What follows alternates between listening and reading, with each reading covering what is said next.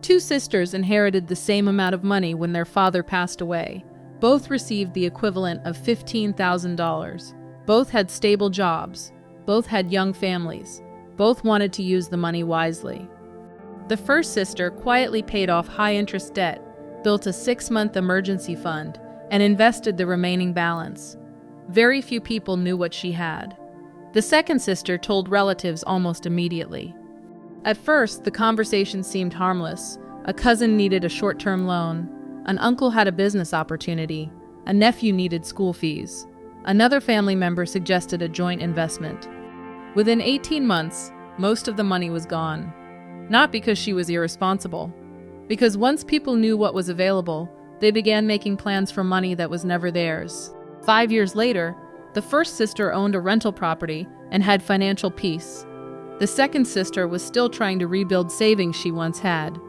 The difference was not intelligence, the difference was discretion. And here is what most people miss.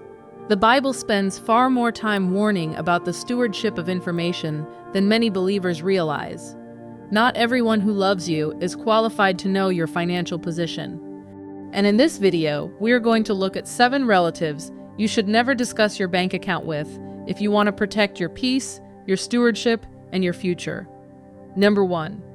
Never reveal your finances to relatives who constantly compare lives. This is where most people get this wrong. They assume comparison is harmless because it often sounds like casual conversation. But comparison quietly turns relationships into scoreboards. The moment money enters that environment, everything begins to shift. Proverbs 14:30 says that envy rots the bones. Scripture treats envy as something destructive because it changes how people see others. Instead of celebrating blessings, people begin measuring themselves against them. Most people in this situation keep sharing financial details because they want approval. They want relatives to be proud of their progress. What they do not realize is that comparison rarely produces gratitude. It often produces resentment. You can see this principle in the story of Joseph and his brothers. The issue was not money, but information about favor and future blessing created jealousy that eventually damaged relationships. Here is what you should do. If a relative constantly compares houses, salaries, vacations, businesses, or possessions, keep financial details general. You can discuss goals without discussing account balances. Ignore this, and you may find yourself defending decisions that were never anyone else's business. But that is not even the biggest issue.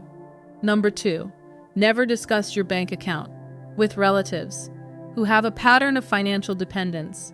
At first, this seems harsh. After all, family should help family.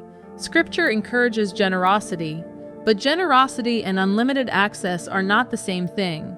2 Thessalonians 3:10 teaches personal responsibility. Paul was addressing a pattern where some people expected provision without contribution. The principle remains important today. What nobody talks about is how financial transparency can unintentionally create unhealthy expectations. Once certain relatives know what you have, every emergency suddenly arrives at your doorstep. The prodigal son offers an interesting example. His financial collapse was not caused by lack of resources, but by poor stewardship. More money would not have solved the underlying problem. Here is what this looks like practically. Help when wisdom leads you to help. Support genuine needs when you are able. But do not make your bank account a public utility for relatives who repeatedly refuse responsibility. If you ignore this distinction, resentment eventually replaces generosity. And if you stop there, you miss the part that actually changes the outcome. Number 3, never share financial details with relatives who cannot keep information private. Most people think trust is built through openness. Sometimes it is, but trust also requires the ability to protect what has been entrusted. Proverbs 11:13 says that a trustworthy person keeps a confidence. The Bible treats confidentiality as a mark of character, not merely personality. The reason this keeps happening is simple. Many people mistake familiarity for trustworthiness. Someone may be family and still have a habit of sharing conversations that should remain private. We see a cautionary example in Samson's life. Information that should have remained protected was repeatedly disclosed, eventually producing consequences he never expected. Here is the next step. Pay attention to patterns, not promises. If a relative regularly shares other people's private matters, assume yours will eventually become public as well. Ignore this, and your financial information may travel through the family network before you even realize it. But here is where it gets uncomfortable. Sometimes the greatest risk is not gossip. It is entitlement. Number 4. Never reveal your balance to relatives who feel entitled to your success.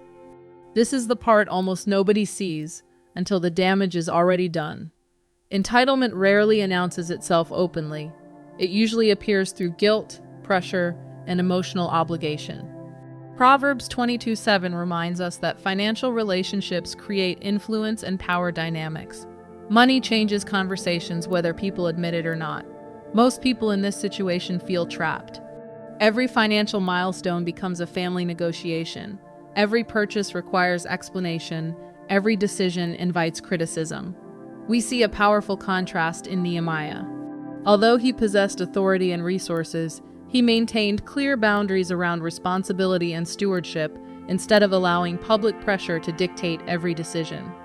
Here's what you need to stop doing. Stop treating guilt as guidance. Financial decisions should be driven by wisdom, stewardship, and conviction, not pressure. If this is shifting your perspective, make sure you are subscribed. This channel goes deep.